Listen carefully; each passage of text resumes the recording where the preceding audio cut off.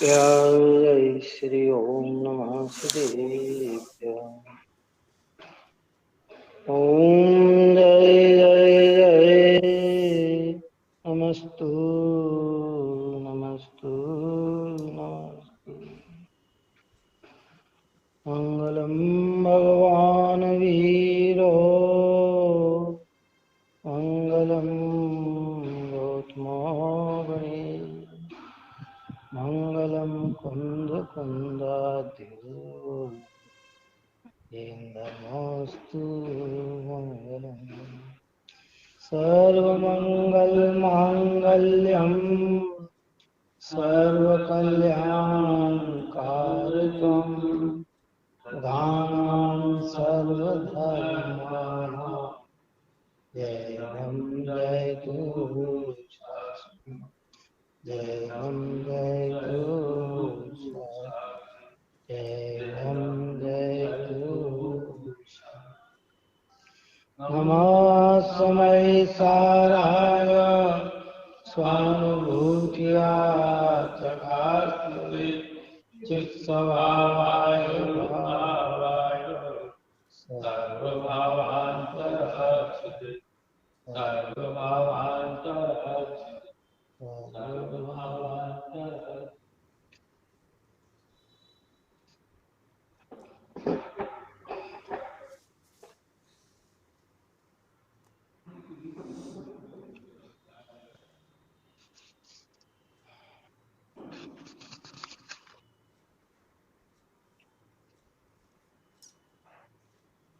कर्ता कर्माधिकार के बाद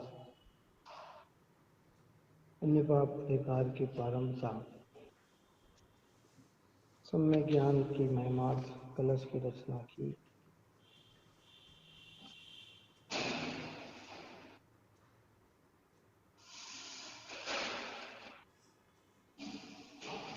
सौ नंबर का कलश अपना हुआ था।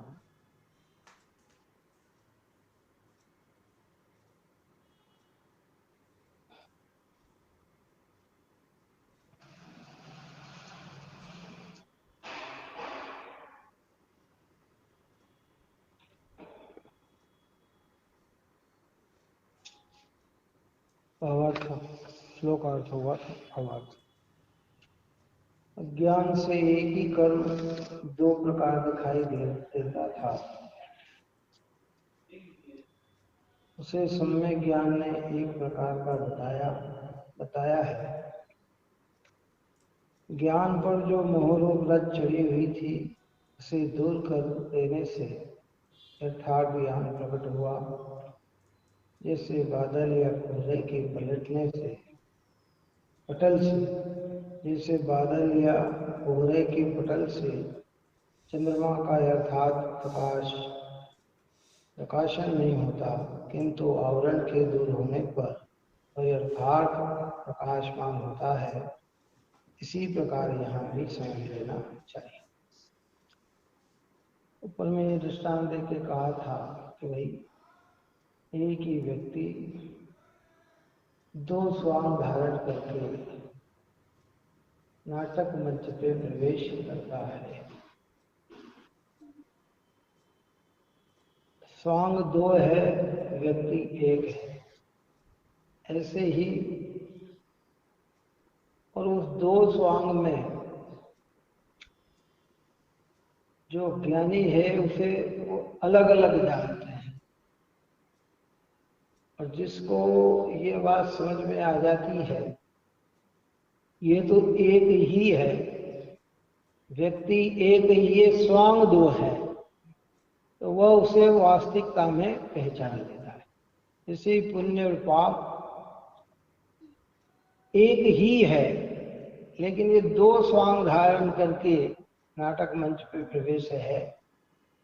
अज्ञान उसे जानता नहीं है और ज्ञान उसे जान लेता है। इसलिए बादल या कोहरे के आ जाने से चंद्रमा की रोशनी प्रकट नहीं होती है, ऐसे ज्ञान से भिन्नता हमें अभिन्नता भाषित नहीं होती है, अलग अलग दिखते हैं, लेकिन सम्यक ज्ञान से क्या दिखेंगे कि ये दोनों क्या है, एक ही। अब इसी बात को दृष्टांत के द्वारा 101 नंबर कलश में अमृतचंद्र आचार्य कहते हैं। इसके बाद गाथा 145। दोनों जन में एक साथ सुध राखे घर में, एक पला बामन के घर दूजा निज घर में, एक चूल्हे मध्य ब्राह्मण अभिमान से, दूजा डूबा रहे उसी जो प्रभाव से, जाति भेद के भ्रम से ही यह अंतर आया, इस कारण अज्ञानी ने पहचान न पाया, पुण्य पाप विधि कर्म जाति के जुड़वा भाई, दोनों ही है मार्ग में भाई। अरे पुण्य बस एक नंबर का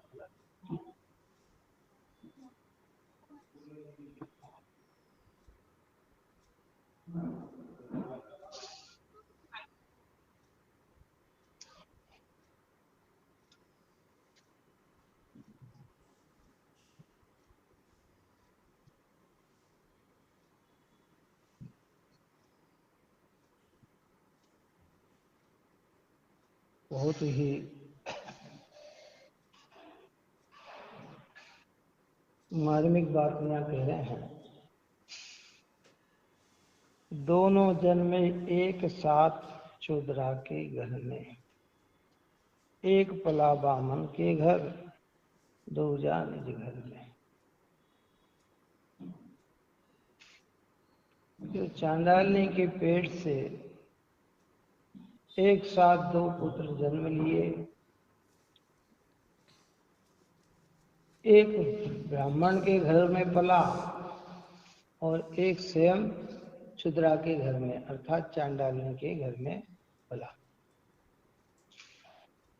एक छुए न मध्य ब्राह्मणट अभिमान से, जो ब्राह्मण के यहाँ पला है वो ब्राह्मणत्व के अभिमान से मध्य मास अदु को छूता नहीं है, शराब आदि को छूता नहीं है,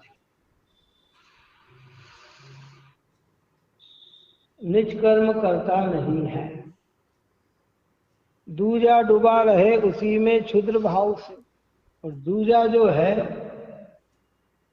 वो अपने को क्षुद्र मानकर, चांडाल मानकर वो मध्यमास मधु में ही डूबा रहता है। आई बात समझ। एक ब्राह्मणत्व के अभिमान से उसे छूता नहीं और दूसरा उसी में डूबा रहता है। जाति भेद के भ्रम से ही यह अंतर आया। ये अंतर कैसे आया? जाति भ्रम से, एक ब्राह्मण और एक क्षुद्र, बाहर की जाति से भ्रम पड़ गया और हमने अंतर समझ लिया कि ये दोनों क्या है, अलग अलग है। क्या इस कारण अज्ञानी ने पहचान, इसी कारण अज्ञानी ने पहचान न पाया। अज्ञानी जीव ने इस कारण इन दोनों को एक पहचान नहीं पाए। पुण्य पाप भी कर्म जाति के जुड़वा भाई, दोनों ही है मुक्ति मार्ग में भाई। क्या कह रहे हैं? इसी प्रकार पुण्य पाप भी कर्म है, कर्म जाति के जुड़वा भाई है। ये कौन सा? तो ऊपर में अपन ने विषय की चर्चा की थी। ये अधिकार बहुत गंभीर है, चैतन्य को दर्शाने वाला अधिकार है। पुण्य और पाप दोनों ही विकार है। विकार का मतलब क्या? विभाव है, आत्मा के स्वभावभूत भाव नहीं है। बस अंतर इतना है कि जैसे शूद्रा के पेट से जन्म लिए हुए दोनों बालक, एक बालक ब्राह्मण के यहाँ पला है तो वह मध्यमास मदिरा को छूता नहीं है, और एक उसी के यहाँ पलता है, वो उसी में रत है।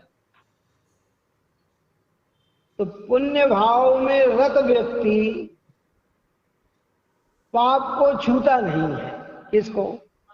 अरे भाई हम तो, और एक ये मानता है कि यही सब मेरा कर्म है, खाना पीना, पांच इंद्रिय के भोग करना, आरम सारम करना, हिंसात्मक कार्य करना, झूठ बोलना, चोरी करना, कुशल करना, परिग्रह संग्रह करना, यही एक हमारा लक्ष्य, एक इसी में संलग्न है, और एक इससे हटकर इन चीजों को छूता नहीं है, और ब्राह्मणत्व के कारण वो ब्राह्मणत्व जैसे आचरण करता है, शुद्ध खाना, ये खाना। दृष्टांत से सिद्धांत समझना हो। अज्ञान में आप और हमें ये दोनों भिन्न भिन्न दिख रहे हैं, और ज्ञान में ये दोनों हमें एक दिखेंगे। क्या दिखेंगे? आप और हम भी तो संसार में यही कर रहे हैं। विश्व दृष्टांत में पूरी चीज आएगी इसके।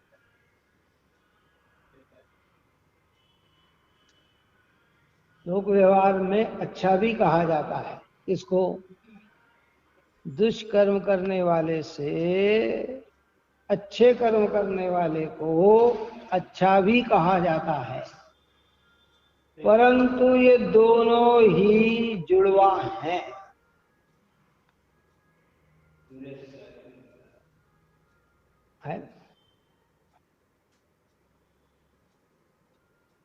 भ्रमिकता यही आती है कि नहीं सब पाप को पाप, जिस कहा ना योग साल में आचार्य देव ने कि पाप तत्व को पाप तो सभी जानते, सभी कहते हैं, पर पुण्य तत्व ही पाप है, बिरले अनुभवे कोई।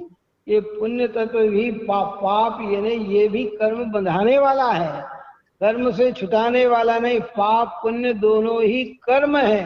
ये दोनों में हमारे अज्ञान से हमें एक धर्म दिखता है और एक कर्म दिखता है।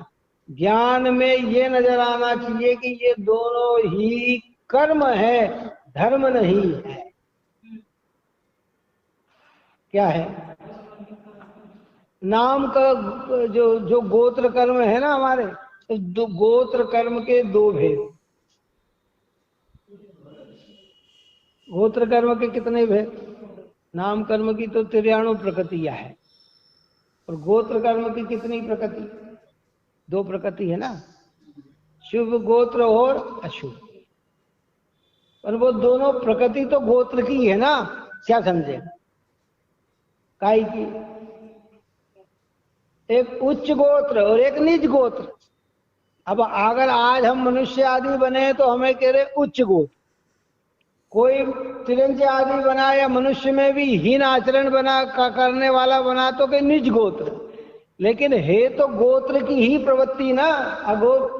गोत्र का जिनने अभाव किया वो तो कौन है? सिद्ध भगवान है, कि ना वहां उच्च बना है ना नीच बना है। समझ में आए? समझ में आ रही बात? नहीं आ रही? ये पुण्य और पाप दोनों ही कर्म है, कर्म के ही भेद है। काय के भेद है?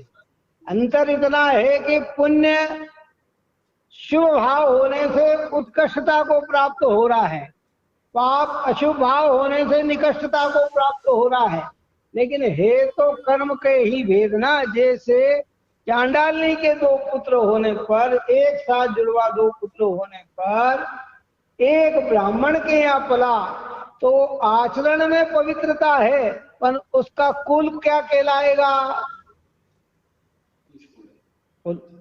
चांडाली कहलाएगा ना। चांडाल के यहाँ जो पल रहा है वो पाप में लगा हुआ है, मध्यमास मधु में लगा हुआ है, तो भी वो चांडाल का ही पुत्र कहलाएगा।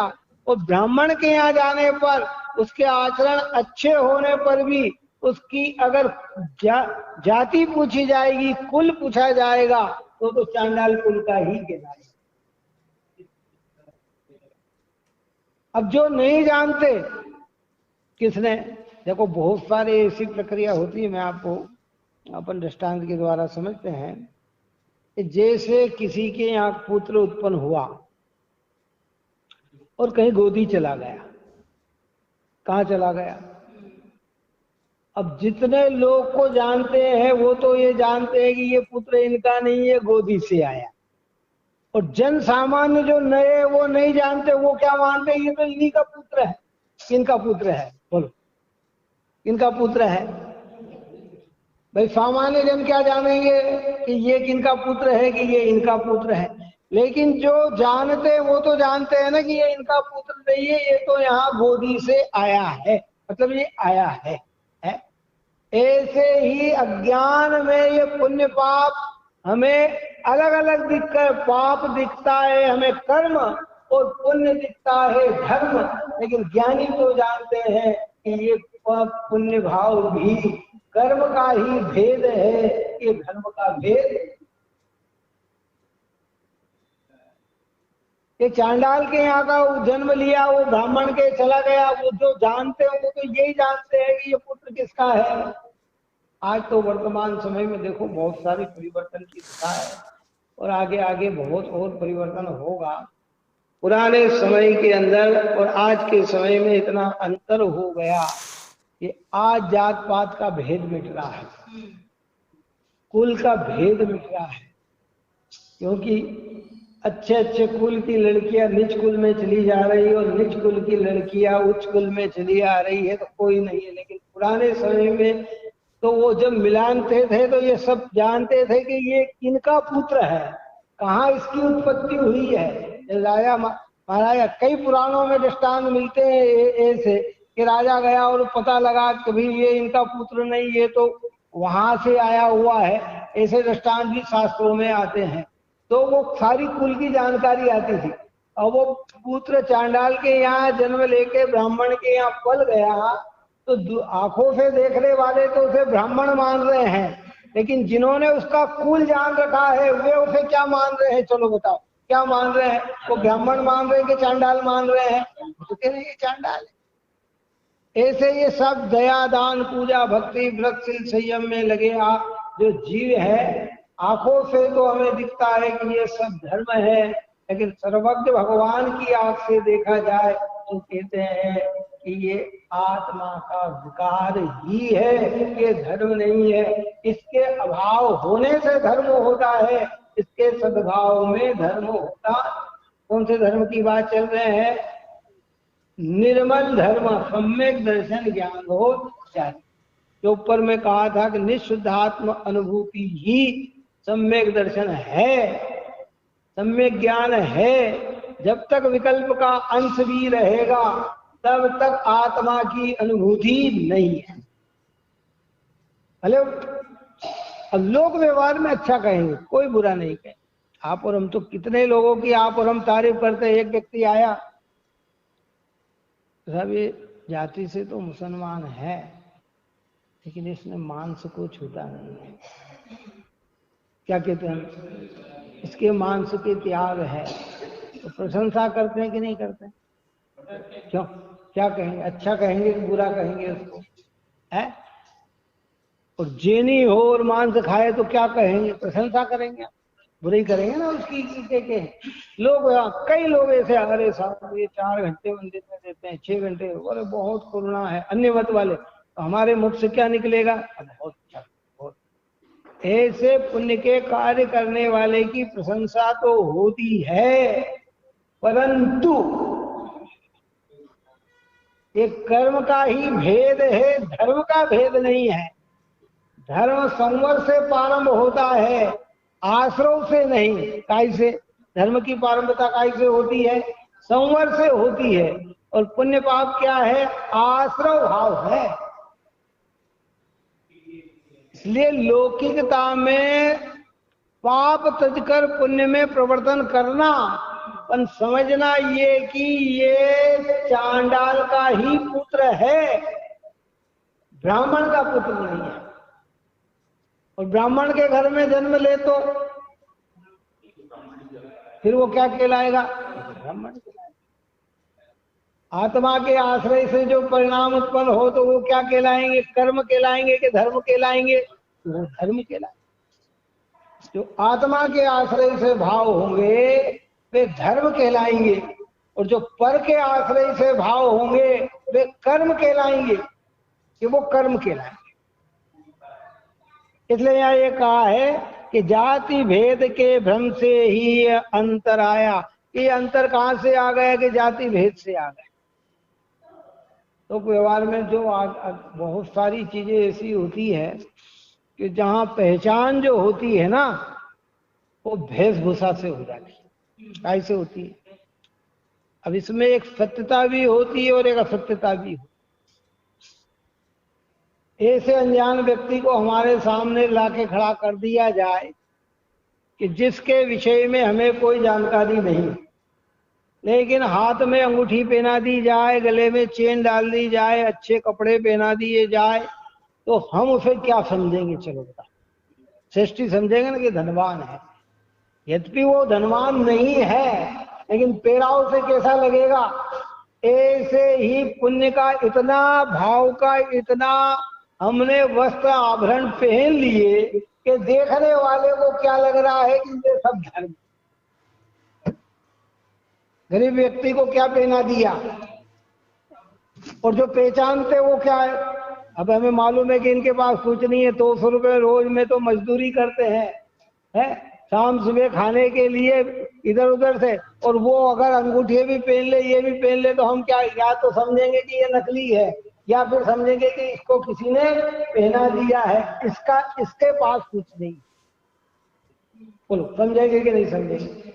ऐसे ही आत्मा के आश्रय के बिना पुण्य का परिणाम भी जीव की परिणति में आए, लोक व्यवहार में प्रशंसनीय है। जो नहीं जानते हैं वे उन्हें धर्म मानते हैं, लेकिन जो जिनागम का अभ्यास करते हैं या जिन्होंने जिनागम रचा है, ऐसे ज्ञानी पुरुष तो जानते हैं कि ये कर्म ही है, ये धर्म नहीं है।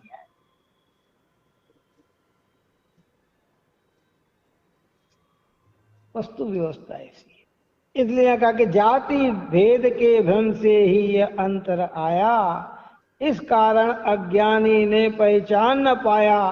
पुण्य पाप भी कर्म जाति के जुड़वा भाई, दोनों ही है मुक्ति मार्ग में भाई। क्या कह रहे हैं? दोनों मोक्ष मार्ग में दोनों क्या है? है का मतलब क्या? कि इनसे मोक्ष मार्ग नहीं होता जब तक स्वरूप में प्रवर्तन न हो। भले पुण्य में प्रवृत्ति करे, लेकिन समझे ये मोक्ष मार्ग नहीं है। और जहां इन्हें मोक्ष मार्ग कहा गया है, वहां आगम में, जिनेंद्र भगवान के आगम में आचार्य भगवंतों ने व्यवहार को दर्शाया है। किसको दर्शाया है? जैसे ये शरीर आत्मा नहीं है, लेकिन समझाया कि ये जीव है, तो ये काय से समझाया? कि ये व्यवहार से समझाया ना, ये है नहीं। लेकिन सामान्य जीव को समझाने के लिए क्या समझाया? बोलो, ये चींटी चल रही है ना, तो हम क्या कहेंगे? देखो ये जीव, ये बताएंगे ना। जबकि वो चींटी दिख रही है, वो तो दिखता क्या है? पुद्गल के जीव, पुद्गल दिखता है ना, लेकिन उसमें आरोप लगाया है, वो जीव एक पहचान कराने के लिए लगाई है, वो व्यवहार की स्थापना की गई है। अब कोई उस चींटी के शरीर को ही जीव माने और आत्मा को न जाने, तो उसको ओरिजिनलता का ज्ञान नहीं है। ऐसे ही जहां जहां आचार्य भगवंत ने दया, दान, पूजा, भक्ति, व्रत, शील, संयम, करुणा, वात्सल्य, प्रीति, प्रेम, अच्छे सब कर्म को धर्म कहा है, वो सब व्यवहार में कहा है। परमार्थ में धर्म तो वितराग भाव ही है, सम्यक दर्शन ज्ञान चारित्र भाव ही है। राग भाव धर्म होता ही नहीं। अब हमें जानकारी नहीं है, इसलिए हमने क्या माना? भ्रम से यही धर्म। इनको पता नहीं है कि चांडाल का पुत्र है, वो ब्राह्मण के कार्य को ही क्या मान लेता है? ब्राह्मण तो मान लेता है, लेकिन मूल में जानते हैं।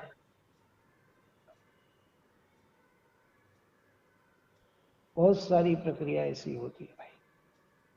कई दृष्टांत ऐसे भी है जो प्रत्यक्ष ज्ञान में है फिर भी नहीं दे पाते हैं कारणवश, लेकिन ऐसे शास्त्रों में भी मिलते हैं और लौकिक जीवन में भी ऐसा हुआ है कि जब कुल की बात आती है तो अड़ जाते हैं कि अरे नहीं सब अच्छा है लेकिन इसका कुल अच्छा नहीं, भला भले यहाँ हो लेकिन इसका कुल अच्छा नहीं है, तो फिर वो क्या होता है कि रिजेक्ट हो जाता है। क्या हो जाता, आज का समय अलग है, मैंने पहले ही कहा, आज वर्तमान में जीव की दशा कहाँ क्या पहुंच रही है ये परिणामों की अलग खबर है, लेकिन जो वास्तविकता में है पुराने समय में एक कारण भी अगर हल्का होता, अरे नहीं ये करने योग्य नहीं क्योंकि इनका कुल ऐसा नहीं, ऐसे कहते हैं कि भले हम, और कई बार अपन ने चर्चा में ये लिया है तो प्रकरण बस फिर कह रहे हैं, क्योंकि जिनवाणी सुनना तो बहुत सावधानी से सुनना। पुण्य पाप में एक पना होने पर भी, एक जैसा होने पर भी जीव अपने ज्ञायक स्वभाव में प्रवर्तन करे तो बहुत श्रेष्ठ है, और ज्ञायक में ठहर नहीं पाए तो बुद्धि पूर्वक पापादि को छोड़कर पुण्य के कार्य में लगना चाहिए। पर समझना क्या, अब वो ब्राह्मण के यहाँ पला और वो नहीं छूता है तो बहुत अच्छा करता है ना, लेकिन कुल किसका है, ये चांडाल। अब खाली अंतर इतना है बस, अज्ञान आचार्य समझाते सरल तरीके से, अज्ञानी और विकृति भावना ले लेता, अरे साहब जब आपने एक कहा पुण्य पाप एक है, ये है, हम पाप करें कि पुण्य करें फिर क्या है, अरे भाई एक कहा है तो तू दोनों को मत कर, यहाँ क्या लिखा है, ये दोनों ही है मुक्ति मार्ग में भाई, ये दोनों है ही है यानी छोड़ने योग्य। तेरे को अगर सिद्ध बनना है, पूर्ण सुख को प्राप्त करना है, भगवान बनना है, पूर्णानंद रूप होना है, तो तुझे दोनों ही छोड़ना है। क्या छोड़ना है, परंतु बस देखिए श्लोकार्थ में कहते हैं दृष्टांत के द्वारा कि क्षुद्रा के पेट से एक ही साथ जन्म को प्राप्त दो पुत्रों में से एक ब्राह्मण के यहाँ और दूसरा क्षुद्रा के घर पला, उनमें से एक तो मैं ब्राह्मण हूं, इस प्रकार ब्राह्मणत्व के अभिमान से दूरी से मदिरा का त्याग करता है, उसे स्पर्श तक नहीं करता।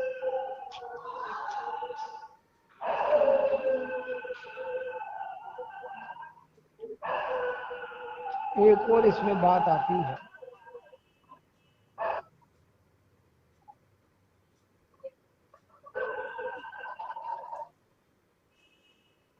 बहुत सारे जैसे टोडर मल्लिक साहब ने लिखा ना, जैन कुल में जन्म लिया है इसलिए जिन आचरण को करता है, क्या करता है, उसे पता नहीं कि क्यों करना चाहिए, उसने तो क्या लिया, पिताजी करते थे, दादाजी करते थे, ये करते थे, ये करते, और अरे आप ऐसा करते हो, हम तो ऐसा नहीं करते, उसको अपने उस कुल का ही अभिमान है, किसका अभिमान, मैं ऐसा हूं, है, तो ऐसा वो चांडालनी का यहाँ जन्म लिया और ब्राह्मण के गया तो उसको ब्राह्मणत्व के अभिमान से मध्यमास मदिरा को छूता नहीं है, मतलब उसके भीतर में त्याग की भावना नहीं है, समझ में आई बात, वो इसलिए नहीं छूता है कि मैं ब्राह्मण हूं, मैं ये कार्य कैसे करूं, है, और दूसरा इसलिए कर रहा है कि मेरा तो कर्तव्य ही ये है, क्या है, मेरा तो जन्म ये हुआ, बात आ रही समझ है, वो तो ऐसा ही मानता है ना। बहुत सारे ऐसे आज अगर आप और हम इस दुनिया पे दृष्टि डाल के देखें तो बहुत जन है कि साहब ये शराब पीता, कौन सी जात का, अरे भैया इनकी जात में तो पीते ही है, तो वह आपके सारे विकल्प खत्म, क्या क्या क्या हो गए, अरे रात में खा रहा, अच्छा रात, कौन सी जात हो, अरे साहब हम तो ये, अरे जब तो फिर ये मान सको ये राजपूत है, अरे भैया इनके तो सब चलता है, मतलब वो अगर जैनी रात में खाता है तो कोई आश्चर्य करेगा, बात सबको, अरे आप रात में खाते हो, उसको आश्चर्य है, लेकिन अन्य कहेगा तो आश्चर्य नहीं है। ऐसे चांडाल अगर पीता है, मद्य को सेवन करता है तो आश्चर्य नहीं है, और ब्राह्मण करेगा तो आश्चर्य। और वो ब्राह्मण नहीं कर रहा है तो वो खाली इसलिए नहीं कर रहा है कि मैं ब्राह्मण हूं, इस अभिमान, ऊपर में शब्द डाला एक अभिमानत्व से, वस्तु स्वरूप से नहीं। जैसे आज जेदी है और हम रात्रि का त्याग करके बैठे हैं, अगर हमने तत्व विचार करके रात्रि का त्याग किया है तो इसमें अभिमान नहीं आएगा, उच्चपना नहीं दिखेगा, किसी को हीन नहीं देखेगा। और अगर खाली बाहरी जैनत्व के गौरव से अगर हमने ये त्याग कर दिया गर्व करके, तो करने वाला हमें हीन दिखेगा, क्या दिखेगा, अपने से छोटा नजर आएगा, हम उसे पापी कहेंगे, अरे ये पापी है, हम कि यहाँ कह देंगे नहीं। वस्तु स्वरूप से अगर ये चीज समझेगा तो करने वाले के प्रति भी इसके मन में द्वेष नहीं आएगा। क्यों? ये जानता नहीं, जान लेगा तो ये करने वाला है। ऐसे पुण्य और पाप के स्वरूप को जब हम समझकर त्याग करते हैं कि नहीं, मेरा मैं तो एक उपयोग स्वरूप, भगवान ने निज आश्रय से उत्पन्न हुए परिणाम को धर्म कहा और पर के आश्रय से उत्पन्न हुए परिणाम को कर्म कहा। तो वो पर के आश्रय से उत्पन्न चाहे अशुभ है तो भी कर्म है और शुभ है तो भी कर्म। हमने परसों कहा ना 3 रोज पहले जब बहरेली गए कि शुभ अशुभ एकांत दुख अत्यंत मलिन संयोगी है, अज्ञान विधाता है इसका, निश्चित चैतन्य विरोधी है, कांटों सी पैदा हो जाती चैतन्य सदन के आंगन। तो इस चैतन्य के सदन में आत्मा की जाति चैतन्य है तो उसकी परिणति भी चैतन्य है। यानी चैतन्य की जाति में ये जो शुभ अशुभ उठते हैं ना, ये कांटों से हैं। कांटों का काम चुभन का है, पीड़ा देने का है। अशुभ हो तो भी पीड़ा और शुभ हो तो भी पीड़ा। बात समझ में आए ना? तो उसका काम पीड़ा है। देखो ये अपना शरीर है, क्या है, इस शरीर में खील चुभाएं, क्या इतनी बड़ी खील, तो क्या होगा, दुख ही होगा ना। और मान लो बहुत बारीक सुई चुभाई तो क्या होगा, नहीं साहब आनंद आएगा सब उसमें। उसका काम तो क्या है, छोटा होगा तो भी दुख और बड़ा होगा तो भी दुख। तो विकार तो पाप का हो वो खील के समान है और पुण्य का है वो छोटी सुई के समान है, लेकिन दोनों की परिणति तो एकांत दुख। उनमें लिखा एकांत दुख, यानी ये नहीं कह सकते कि इसमें सुख है। लोक व्यवहार में हम भले कहते कि नहीं, अरे इतने से, कई लोग कहते हैं ना बड़ा भारी एक्सीडेंट हुआ और गाड़ी के पर खच्चे उड़ गए और जरा सी लगी तो अरे भैया सूली की जगह आपको तो सुई चुभी। क्या कहते, मान लो सामान्य दुख हुआ, आप उदय तो इतना आया था लेकिन जरासा में आप छूट गए तो प्रशंसा करते हैं, क्या करते हैं, तो परंतु वो जरासा भी दुख तो दुख है ना। बात समझ में आई कि वो क्या है, तो सुख है। चलो तोडरमल्ली साहब को ज्ञानी की चर्चा में ये बात कही और उन्होंने ये कहा कि ज्ञानी के जब आश्रव भाव जब दुख रूप लगते हैं, पुण्य पाप के भाव जब दुख रूप लगते हैं, तो ज्ञानी पुण्य कार्य करते हुए हर्षित क्यों होता है? धर्मात्मा जी पुण्य कार्य करके हर्षित क्यों होता है? जब दुख है तो हर्षपना क्यों?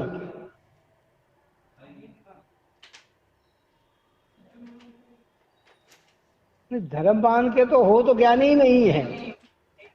आप अपन भगवान की पूजा करते हैं तो हुलसित हृदय से करते, काय से करते हैं, जबकि जानते हैं कि ये शुभ भाव है, शुभ समझ में आए। दया का भाव करते तो प्रसन्नचित होके करते हैं, भूखे को भोजन कराते तो तो ये भाव आए तो फिर हर्षित क्यों हो रहे हैं भाई? कि वो हर्षितपना किसका है उन्होंने दृष्टांत देके समझाया टोडरमल साहब। उसको दृष्टांत को अपन कहते, जैसे कहीं 10 लाख रुपए का नुकसान हो रहा हो और वो नुकसान हमारा अगर 50,000 में ही खत्म हो जाए तो मन प्रसन्न होता है कि दुखी होता है? बोलो क्या होता है? इनकम टैक्स ऑफिसर आ गए, रेट डाल दी, हमारे करोड़ों रुपए जा रहे हो, मान लो 1 करोड़ रुपए डूब रहे हैं और वो 5 लाख रुपए में सेटिंग हो जाए, कितने होंगे? तो मन प्रसन्न रहेगा क्या? जितना दिया उतना तो दुख, पर बहुत नहीं गया उसका, उसकी क्या है? प्रशंसा। ऐसे ही ज्ञानियों को जो भाव आते हैं, शुभ भाव आते हैं, वो भाव जितने हुए वो तो दुख, पर इससे ज्यादा अशुभ नहीं हुए हैं, तीव्र कषाय रूप नहीं परिणमे है, इसकी आनंदता है। कह रहे चलो मैं पाप से तो बच गया, ये प्रयोजन है। लेकिन नुकसान तो क्या है? वो 5 लाख का भी नुकसान कैसा है या 50,000 का भी नुकसान कैसा है? नुकसान तो नुकसान ही है ना। ऐसे राग पुण्य भाव भी आत्मा का है तो घातक, लेकिन अनंत भाव हमारे पाप के न होकर पुण्य में हुए, इसलिए उसकी प्रशंसा भी की जाती है। पर जब तरीके से देखा जाए तो ये दोनों मुक्ति के मार्ग में बाधक है, साधक नहीं। बाधक होने से आचार्य से है ही क्या? अब इसी को कोई अर्थ का अनर्थ करके, अरे साहब जब एक है तो स्वच्छंदियों में यही अंतर हो जाता है कि वे सुनते हैं दोनों है तो पाप और पुण्य से भिन्न ज्ञान को तो लक्ष्य में लेते नहीं, और पाप पुण्य में प्रवृत्ति खाली ये कहते हैं तो दोनों आश्रय में पाप करो कि पुण्य करो, पाप करो कि पुण्य करो, पाप करो कि पुण्य। अरे भैया ये तो आश्रय, तो आश्रय है तो निवृत्ति कैसे लेगा? कि तू ज्ञान स्वभाव का अवलंबन ले, पर ज्ञान का अवलंबन लेता नहीं और पुण्य में प्रवृत्ता नहीं, और पाप पुण्य को पाप समझकर पाप में ही प्रवर्तन करता रहेगा, तो तेरी सदगति भी नहीं होगी, मोक्ष तो बहुत दूर की बात है। काहे की? मोक्ष तो बहुत दूर की बात है, सदगति भी नहीं होगी। सदगति का मतलब मनुष्य जीवन भी मिलना दुर्लभ हो जाएगा, देव बनना भी दुर्लभ हो जाएगा, तू एकेंद्री विकलेंद्री में ही भटकता फिरेगा। ऐसे यहाँ कहते हैं कि मदिरा का त्याग करता, उसे स्पर्श तक नहीं करता, तथा दूसरा मैं स्वयं शूद्र हूं यह मानकर नित्य मदिरा से ही स्नान करता है, अर्थात उसे पवित्र मानता है। यद्यपि वे दोनों क्षुद्रा के पेट से एक ही साथ उत्पन्न हुए हैं, वे परमाण से दोनों साक्षात शूद्र हैं, तथापि जाति भेद के भ्रम सहित प्रवृत्ति आचरण करते हैं। इस प्रकार पुण्य और पाप के संबंध में समझना चाहिए। और देखो दूसरों को भी अगर समझाए ना, पुण्य को है ही कहें, सही तरीके से समझा सके तो ही विश्लेषण करना, नहीं तो मौन रहना श्रेष्ठ है। हाँ,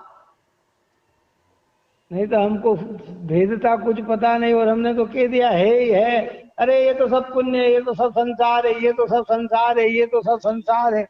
तो भैया कैसे है? अब उसकी अगर प्रक्रिया नहीं जानते हैं तो कहीं हमारी परिणति में घात नहीं हो। जिन जो पुण्य को न करने योग्य समझते हैं, उनकी परिणति में ही पुण्य ज्यादा देखने को मिलता है। गुरुदेव श्री तो ये कहते थे, क्या कहते थे? टोडरमल साहब ने कहा, ज्ञानियों ने कहा, जिन्होंने पुण्य को है ही कहा है, जैसे दिगंबर संत मुनिराज भावलिंगी, जिन ने पुण्य को है ही कहा, वे ही शुद्धात्मा में प्रवर्तन करके रत्नत्रय को प्राप्त करके मोक्ष चले गए हैं। और जिनने पुण्य को है ही कह के पुण्य कार्य नहीं किया और पाप में ही संलग्न रहकर आत्म अनुभव नहीं किया, वे तो दुर्गति के पात्र हो गए। रूप के साथ अब लोग व्यवहार में ये ब्राह्मण के यहाँ पला, ब्राह्मण तो आचरण कर रहा है, ये चांडाल के यहाँ पला, चांडाल के आचरण कर रहा है। लोक व्यवहार में आप और हमें प्रशंसा करनी हो तो ब्राह्मण की करेंगे। किसकी करेंगे? अरे भैया बहुत अच्छा। देखो, शूद्र की नहीं करेंगे।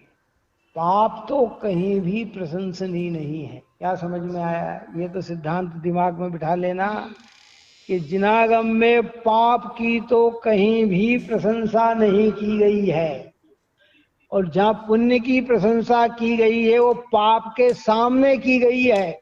धर्म के सामने तो उसकी भी प्रशंसा नहीं की गई। इसके रत्नत्रय के भाव के सामने पुण्य भी प्रशंसनीय नहीं है। जहां जहां पुण्य प्रशंसनीय है वो कहां प्रशंसनीय है? आपके सामने प्रशंसनीय।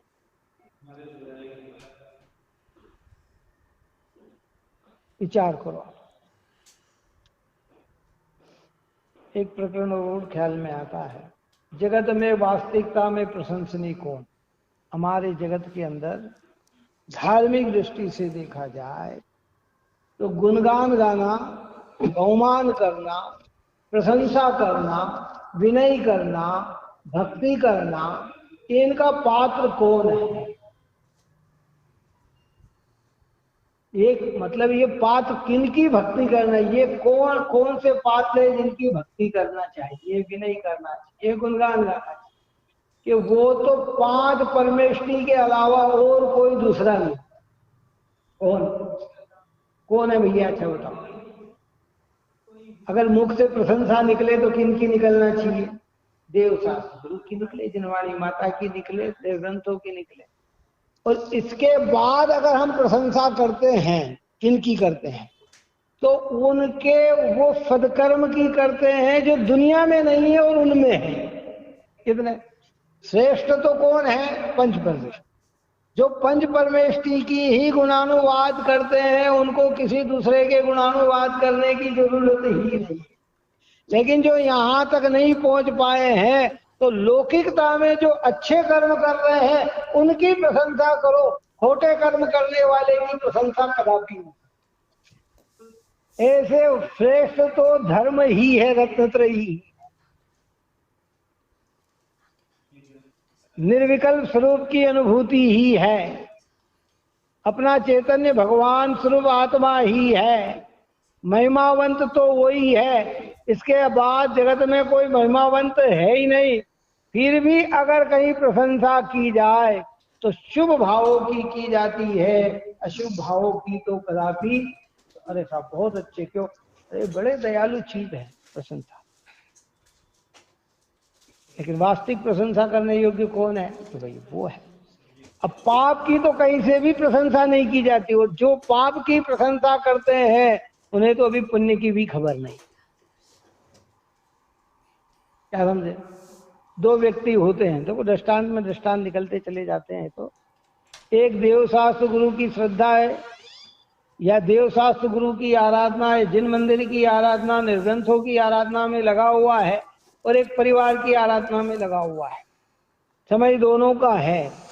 वास्तविक प्रशंसनीय कौन है? चलो बताओ, कौन प्रशंसनीय? वही प्रशंसनीय कहलाएगा ना। कौन कहलाएगा? वो प्रशंसनीय जो हम लोग कह रहे हैं उसमें मात्र स्वार्थ है, परमार्थ नहीं है। किसके अंदर? लोक व्यवहार में। अरे साहब हमारे पिताजी ने इतना किया, हमारे लिए इतना कर गए, ये हमने इतना कर दिया, ये कर दिया।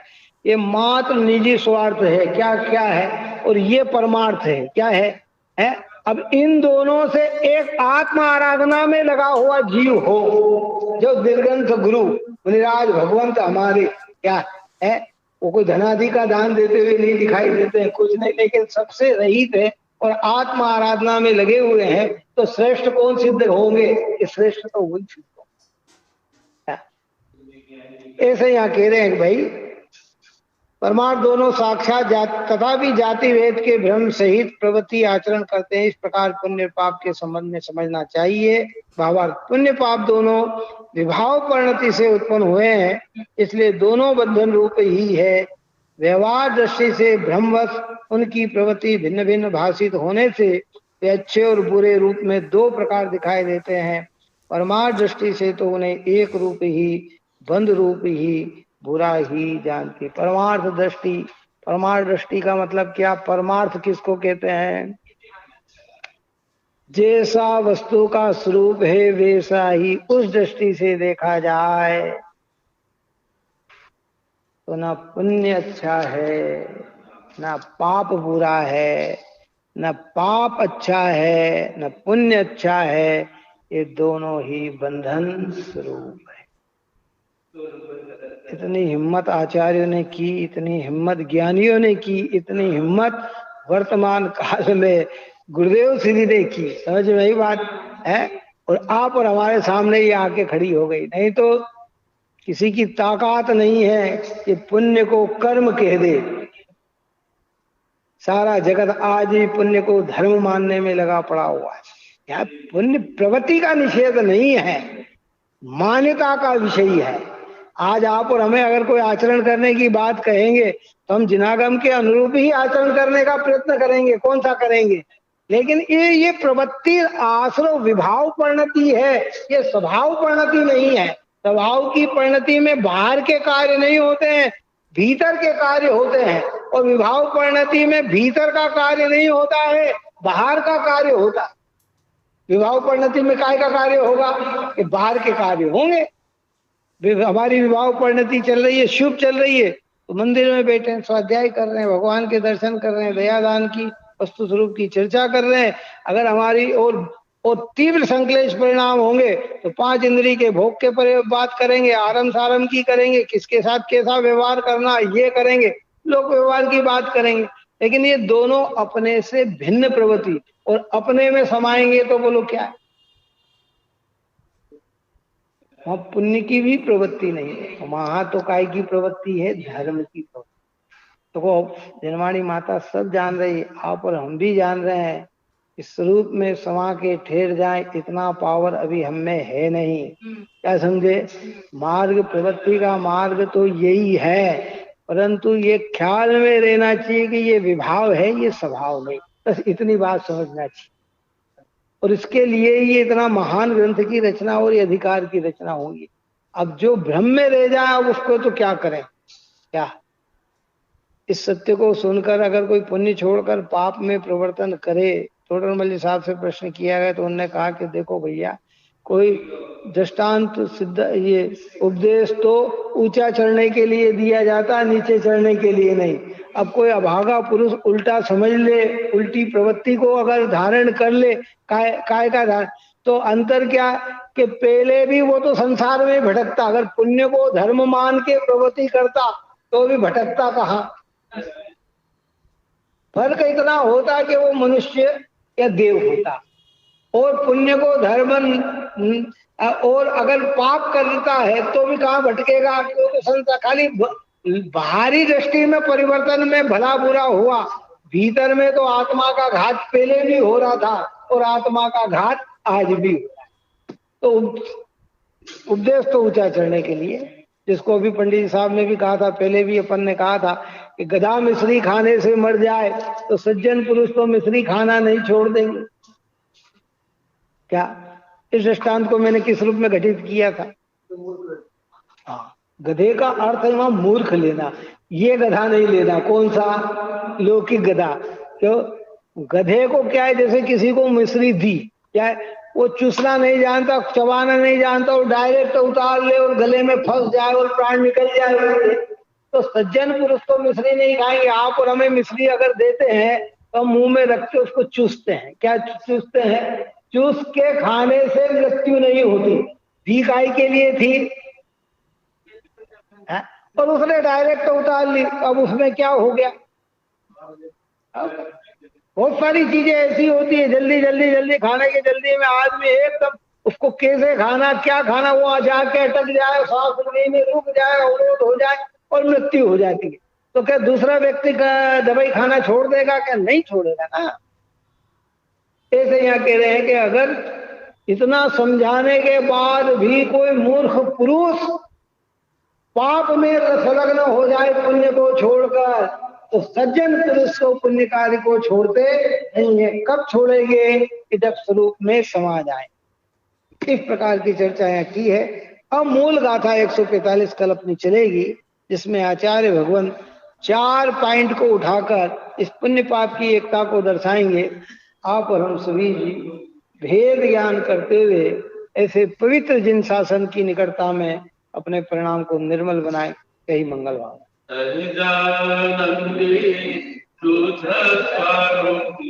अविनाशी को सहजानंदे शुद्ध स्वरूपी अविनाशी हो आत्मस्वरूप सहजानंदे शुद्ध स्वरूपी अविनाशी हो आत्मस्वरूप निज निज में बताई यह अनंत उपकार है उसके लिए जिनवाणी मानो वंदना शतवार है वंदना शतवार।